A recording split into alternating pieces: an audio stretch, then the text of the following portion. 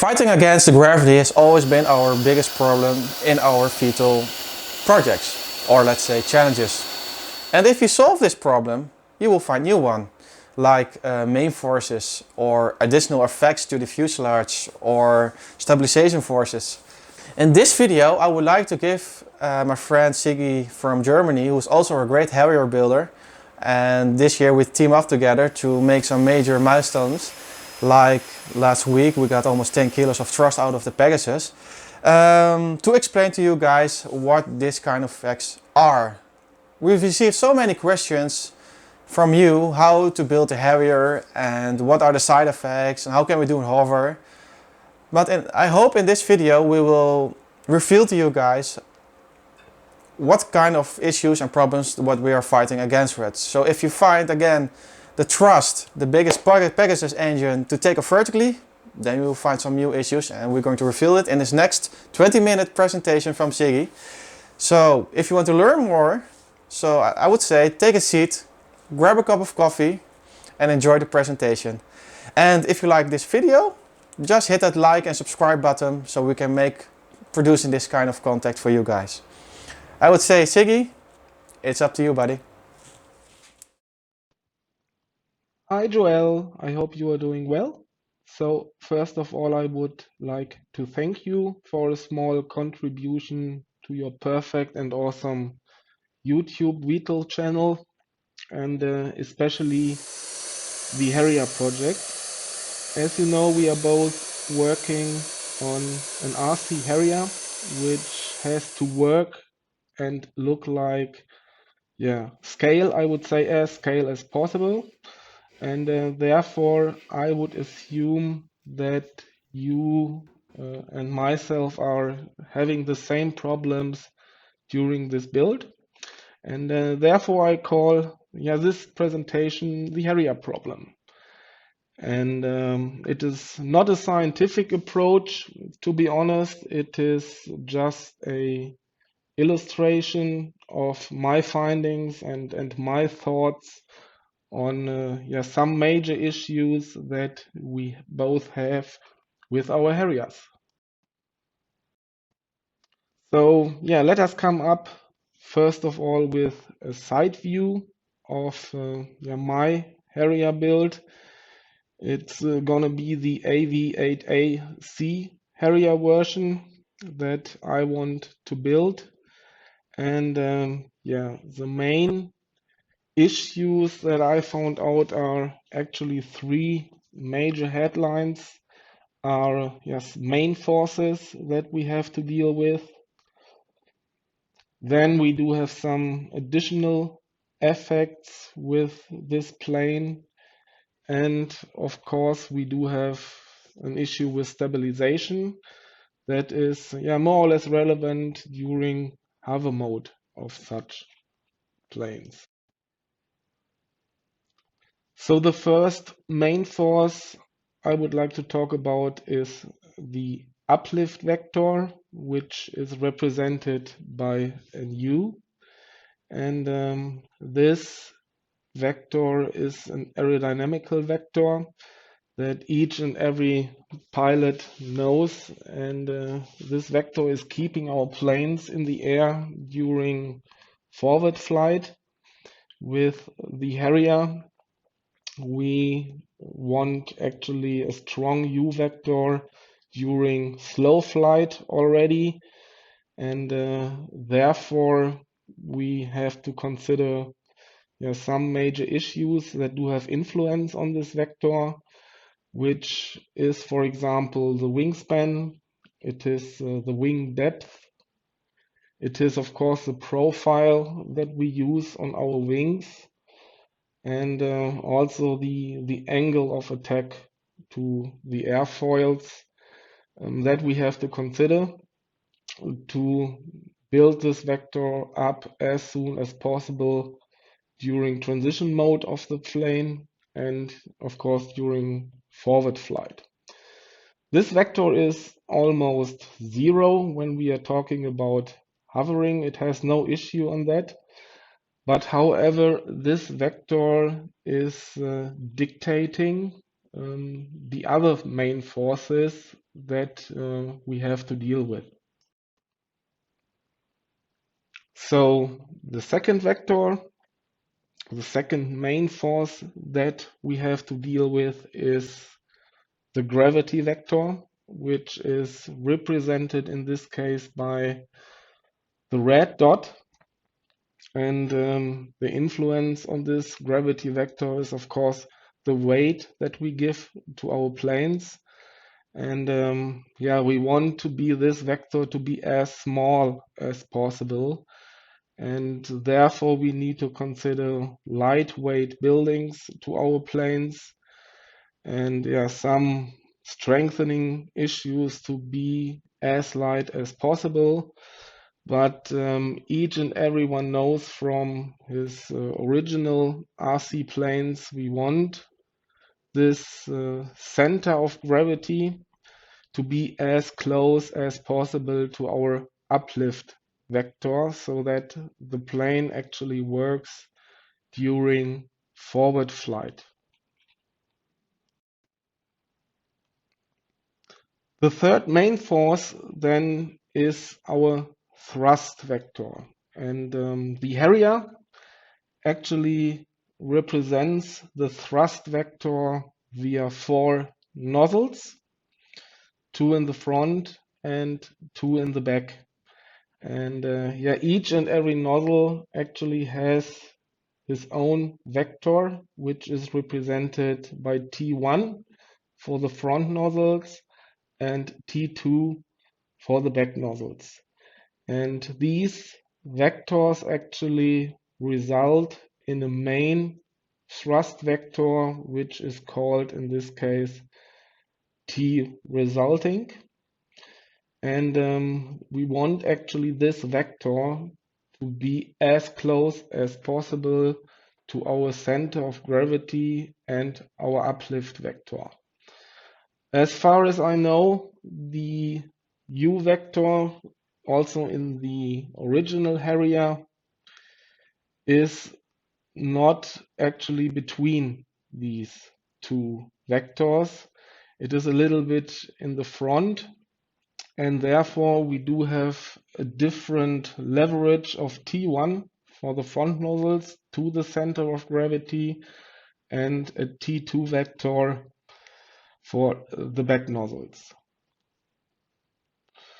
Therefore, the formula that we have to consider is that our overall thrust vector resulting is represented by T1 from the front nozzles, then the addition of T2 for the back nozzles. And yeah, the T1, so the front nozzles, should be almost similar, maybe a little bit larger than the T2 vector. And of course, we need a strong T vector because we need to overcome the weight to get into hovering mode. And I would assume that we actually would need to represent a vector that is 20% larger for the T vector to overcome and get into hovering mode, and also to make yeah, nice transitions afterwards. Like I said, these vectors should be more or less on the same vertical line and yeah, be as close together as possible.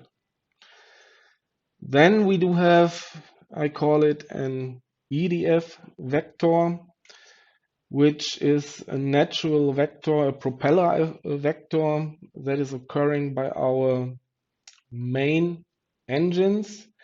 And this is directing in horizontal direction and always wants to pull our plane forward and also during hovering mode.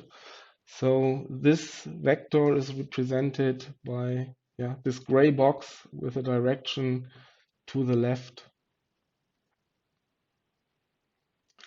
Then we do have additional effects that we have to come over, which is a ground effect. We know these effects from helicopters, and yeah, this is something that is difficult to grab because we have yeah, mirroring air, which will reduce our t vector during takeoff in hovering mode.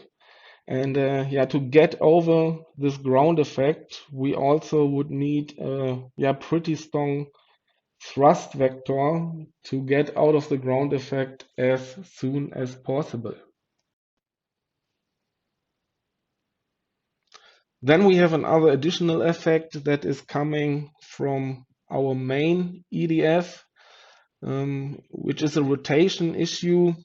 It is not that much an issue, to be honest, but we also have to consider it because this is inducing a momentum into the plane, which we also have to stabilize and come over. So I will talk about this a little bit later. And then we have our stabilization forces. So in this side view, we can see the stabilization for our pitch direction, which is represented by SP1 for the front nozzle and SP2 for the back nozzle. And it is very important that these vectors work around the center of gravity. So they do have an influence on CG, but they do not work around the thrust vector or the U vector. And yeah, in this case, we also do have a different leverage for SP1, which comes from the front nozzle, and SP2, which comes from the back nozzle. So we have to consider an angle of attack for our RC Harrier build, which has an influence during hovering mode and also has an influence during forward flight mode. I would say that it has to be between somewhere 7 to 10 degrees.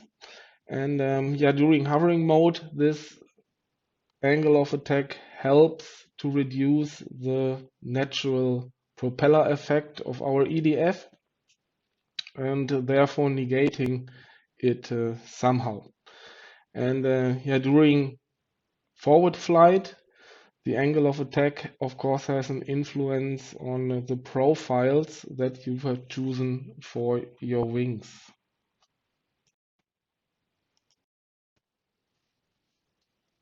Yeah, so here I really want to point out once more that from my point of view, it is very essential for our RC Harrier build that we really have an eye on our main forces and to keep them as close together as possible. Like I said, the U vector is actually dictating where our center of gravity is, and our center of gravity is dictating where our resulting T vector has to be. So now let us come up with a front view and show these forces, how they work from the front direction. So we do have, of course, the same issue like we have from the side view, and with the center of gravity in the middle, we have a thrust vector that is also working in this view and an uplift vector. Additionally, we can see here now the rotation issue that is an additional effect that we have to consider, which is yeah, giving a momentum into the complete plane during hovering mode. But okay, last but not least, let us have a view on the top of the plane and just to finalize our forces. And from this view, you can pretty much see where we have our yaw. stabilization, which is provided via the tail of an RC Harrier build. And also this stabilization is working around the center of gravity and yeah, has almost the same leverage like we have for our stabilization in the pitch and our back tail.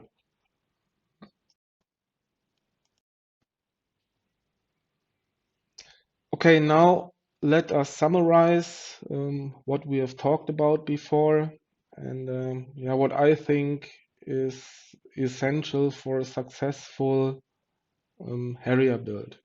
So I would say that we have to consider all main vectors. The uplift vectors, the center of gravity, and thrust vectors have to be in almost perfect alignment. Then the uplift vector is actually dictating where the location of our center of gravity is, and the center of gravity is dictating where our t vector has to be in such a plane. And yeah, what is important that all thrust and stabilization vectors, like the main thrust vector and the stabilization forces for pitch, roll, and yaw, do have to work around the center of gravity. And of course, they have to be powerful enough to lift our plane and adjust the plane during hovering mode. Yes, to overcome the ground effect and to get an acceleration effect into the air. And yeah, for a transition phase where we are turning the nozzle slowly backwards, we would really need a very strong T vector where yeah, I would assume approximately 20% more than the weight. And yeah, we have to consider an angle of attack to negate the propeller force vector that is coming from our EDF as good as possible during hover mode. I would also assume that further adjustments can be done via the main nozzles that can be adjusted somehow and the stabilizations.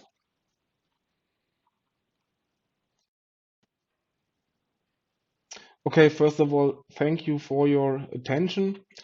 I hope it was not too boring to go over some theoretical stuff, but I think that it is really important to understand some theoretical issues so that we can trial our builds out and we actually know what to do when we get further problems during our build.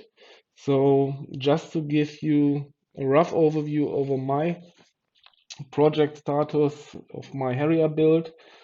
So I have started at the beginning to look at our uplift vector. So I have done wing load calculations, which are more or less theoretical approach to provide it. So the differences according to really the original, I have done adjustments on the wingspan. I have done adjustments on the wing depth, and I have also chosen supporting wing profile, and which has or needs a wing angle and an angle of attack of about 7 to 10 degrees. Then, of course, I'm also trying to be very, very lightweight with this build because this will reduce the wing load. And of course, we want the gravity force to be as small as possible. So this is a major, major issue during the complete build of such a plane. My overall calculations are based on a plane weight of about 6 kilograms. I've currently and still working to provide a powerful T-vector to the plane. And here I probably have a little bit different approach than you. I am currently using two 90mm EDFs that do work in counter rotation mode. So one side will work clockwise and the other will rotate counterclockwise. And I have done lots of ducting trials that I carried out just to minimize the airflow losses. The main ducting has to overcome two curves, so it is one sideways curve and then it is a complete 90-degree direction that comes via the nozzles. And to keep the losses in such a ducting as low as possible, I have done lots of trials, but I think I have found now a pretty good solution so that I can provide powerful T-vector to the plane. The stabilization I will try out will be done via 4 small EDFs that do not work directly downwards, because I think that if these EDFs work directly downwards, they do have a contribution to our T-vector, and therefore I am trying out to use the EDFs via pipes to provide a counter momentum so that we have an upwards force and a downwards force that is doing a counter momentum giving the counter momentum to the plane and around